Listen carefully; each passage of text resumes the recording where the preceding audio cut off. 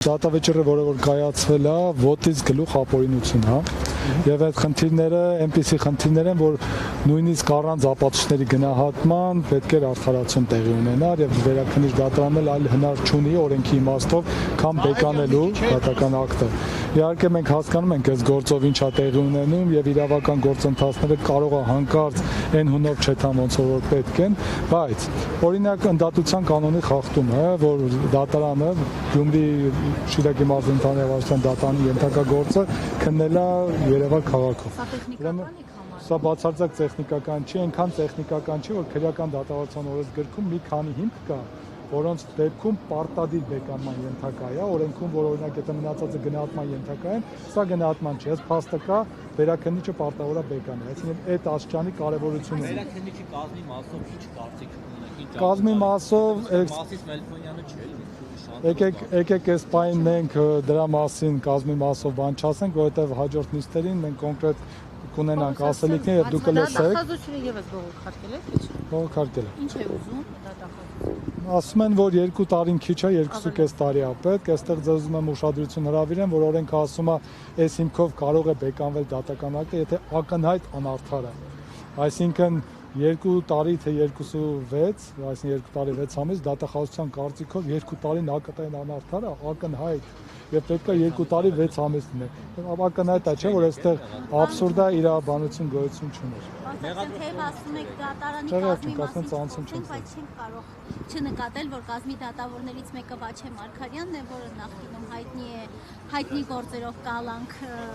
կալանքի որոշմամբ, այ իր մասով դուք այս պահին ինչ եւ տեղեկություններ կան, որ նա ցանկանում է դառնալ դատարանի նախագահ։ Եթե չեմ սխալվում, արդեն դարձել է։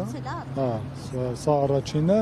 Ես որ ասում կազմի մասին չխոսենք, ասածս նրանում է, որ ոչ թե ընդհանրապես չխոսենք, կազմի մասին պարտադիր խոսելու ենք եւ դատավարական ընթացակարգով ենք խոսելու, ուղղակի այս պայն նպատակարար չեմ գտնում ավելին ասելու, կոնկրետ մարտավարական մենք հայլեր ունենք եւ կոնկրետ դատական նիստը սկսելուց հետո այդ մասով մեր իրավական դիրքորոշումը կարգավորվի։ Սրբազանի երբ է տեղափոխվելու բժշկական։ Նախնական տեղեկությունները վաղը։ Վաղը վիրահատություն կանեն թե հետազոտություն։ Դե բժշկական մասա, թե բժիշկները ոնց կորոշեն, դա արդեն Պարոն Սարգսյան, դուք որ ասում եք ընդդատություն նկատի առաջի ատյանից սկսած, ճիշտ է։ Հա, դատարանը յուրաքանչյուր ոք իրավունք ունի, որ իր գործը քննի այն դատարանը, որը օրենքով հիմա ձեր հարցին կներեք պատասխանեմ այդ խախտումների մասով մի հատ էլ կարևոր բան ասեմ։ Ուրեմն դատական ակտը կայացվել է այնպիսի ապացույցների հիման վրա, որոնք դատարանում չեն հետազոտվել։ Սա ես ձեզ ասում եմ ամենաակնհայտ ակնառու ծագող բաները։ Այսինքն եթե ապացույց կա, որ դատարանում չի հետազոտվել, դրա հիման վրա դատական ակտ ցանկացած տեսակի չի կարող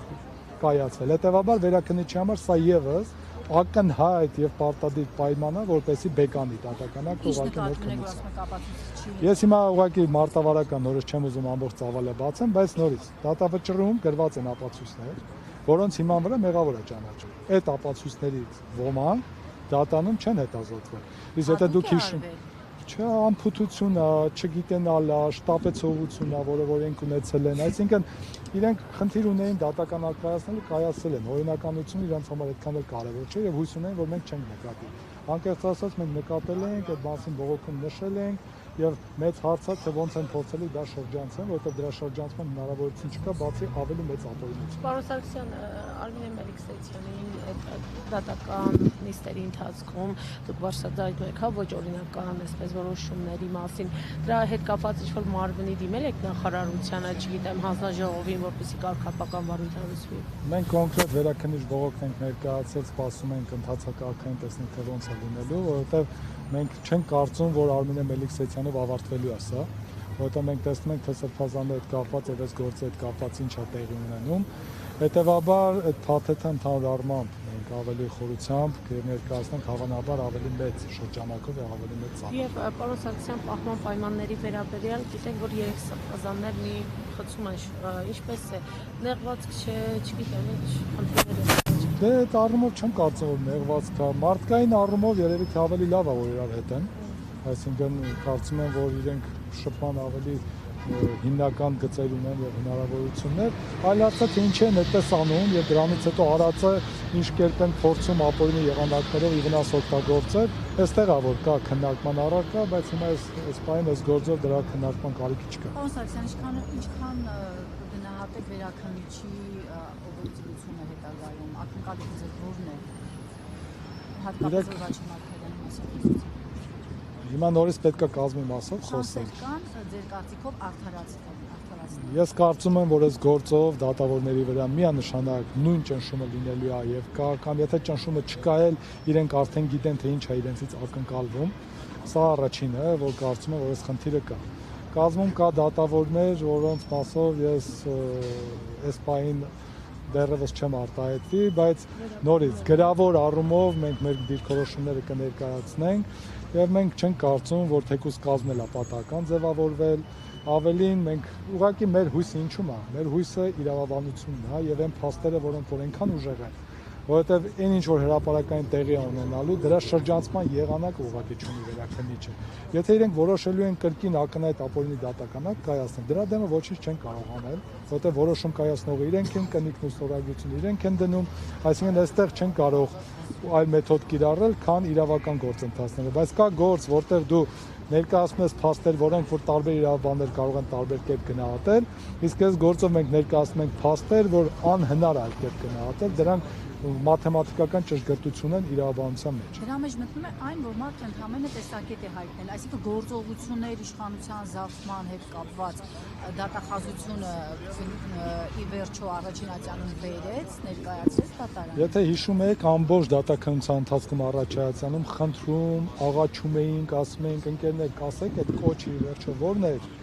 Մեզ ճառում էլ դրան անդրադարձանք, խոստանում էին, ասում են հիմա չենք ասում, բայց բոլորիդ խոստանում ենք, որ մենք չենք խուսափում, հիմա էլ շեշտում ենք, որ չենք խուսափում, կտեսեք, որ կանդրադառնան։ Ճառերում, եզրափակիչ ելույթներում կանդրադառնան։ Տեսանք, որ չանդրադարձա։ Մենք ֆիքսեցինք, որ դու հիմա էլ չանդրադարձակ, այսինքն իրենք չգիտեն այդ կոչը որն է, բայց կոչի համար դատապարտում են անձին, այսինքն անձը պատմել է մի բան, որ տեղի է ունեցել նախկինում, այդ նախկինում իր արածը իրենք համարել են հանցագործություն չի, հիմա ինքը պատմում է, որ նախկինում ինչ որ բան արել, որը դուք համարել եք հանցագործություն չի, ասում են կոչը։ Սա նման աբսուրդ բան մենակ կարող է այսօրվա իրավական այս իրավիճակներում լինի, որը որ Հայաստանում տեղի ունի։ Բայց ընդհատությունը ինչու են փոխել ձեր կարծիքով, ինչ տարբերություն Շիրակի մարզում քննվեր գործը թե Երևանում։ Իմ կարծիքով իրենք ակնհայտ կաշկանդված էին Շիրակի մարզում, հաշվի առնելով Սրբազանի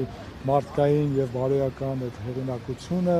որը որ կար եւ Շիրակի մարզում, կարծում եմ իրենք դժվարություններ ավելի կունենային դատավորների մասով, բնակչության մասով, այստեղ իրենք փորձեցին ավելի հեռու միտեղ իրենց նախընտրած դատավորի միջոցով կամ գուցե հատուկ գիտեին Արմինե Մելիքսեթյանի հետ ինչպես աշխատեն։ Էդգար Մանասյանն էր գյուղից Ոնց որ թե Արմավիրից, եթե չեմ սխալվում։ Միանշանակ ոչ թե հնարավոր է, պարտադիր է, այսինքն դու պետք է բեկանվի այդ հիմքով գործ ուղարկվի Շիրակի մարզի ընդհանուր իրավասության դատարան 0-ից նոր քննության։ Կարգն է դա։ Մենք ուզենք թե չուզենք։ Եվս պետք է փոխվի, չէ՞, Կան սկզբունքային չի։ Այսինքն պետք է այդպես լինի, եթե օրենքի սահման։ Եթե իրենք օրենքով գործեն, այդպես պետք է լինի, որովհետև սկզբանե այդպես պետք է լիներ։ Խախտումը թույլ են տվել։ Որ վերաքննիչը բեկանի առաջնացանի որոշումը եւ գործ ուղարկի Շիրակի։ Մենք բազմաթիվ հանգամանքներ ենք բարձրացրել։ Խախտումները դատավարական, ապօրինությունները, որոնք որ բոլոր արդարացման հիմք են։ Մենք բարձրացել ենք ապահովների անթույլատրելիության հարց, որ բոլոր ապահովները անխտիր անթույլատրելի են, որ ապացույցները ընդհանրապես գոյություն չունեն, որ Միքայել Սրբազանը ընդհանրապես հանցանք չի կատարել։ Այսինքն այդ ամեն ինչը մանրակրկիտ 103 թերթից բաղկացած բողոք է, որի մեջ մանրամասն այդ ամեն ինչը շարադրած է։ Հիմա դրանք պետք է այստեղ քննության առարկա դառնան։ Իսկ հնարավոր համարում եք, որ հաջորդ նիստը Շիրակում անցկացվի։ Եթե այստեղ բեկանեց, պարտադիր է, եթե չբեկանեց այդ հիմքով, նորից իրենք կշարունակեն իրենց ձևը։ Դե այս մենք նույնա որ ասենք դատանի ինչ անելու, հիմա մենք չգիտենք ինչ կանեն։ Հույս ունենք, որ այս խախտումը իրենք չեն կարող աշխատել, որովհետև դա հնարավորություն իրավական չկա։ Եթե օրինակի համար մարդը մի բան արել է, ասում է քո գործողությունը այս հանցանքն է կամ այն հանցանքն է գնահատում են, այստեղ գնահատման բան չկա։ Սա մաթեմատիկա է իրավաբանության մեջ։